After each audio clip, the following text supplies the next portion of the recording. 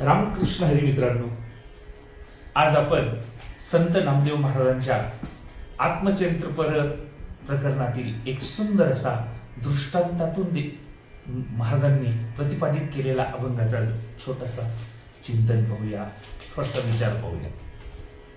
महाराजांनी अभंगाची रचनाच खूप छान केली. अभंग आहे नामा शिंपी नामा शिंपी. नामा शिंपी रोप लाविले केशव बापे.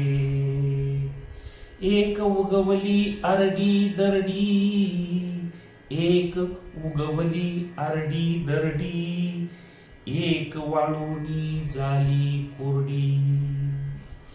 एक पुष्प फळासी आले, एक पुष्प फळासी आले, एक कळी निर्फळ झाली.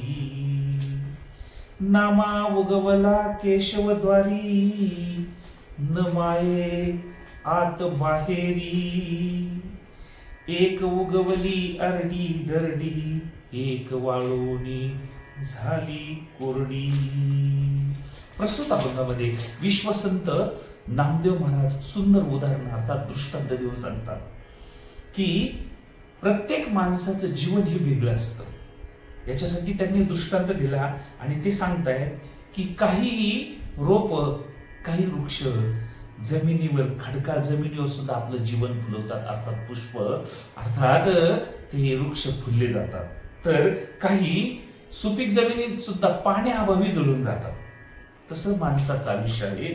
काही लोक यशस्वी होतात, काही लोक जीवनात फळही मिळवतात आणि आनंदही मिळवतात, पण काही लोक प्रयत्न करूनही निष्फळ होतात. संत नामदेव महाराज म्हणतात, पण जो माणूस भगवंताच्या भक्तीत, भगवंताच्या हरिकीर्तनात तल्लीन होतो, कोणत्याही मायाजाळात अडकत नाही, गुंतत नाही, तो मात्र नक्कीच यशस्वी आणि आनंदी होतो.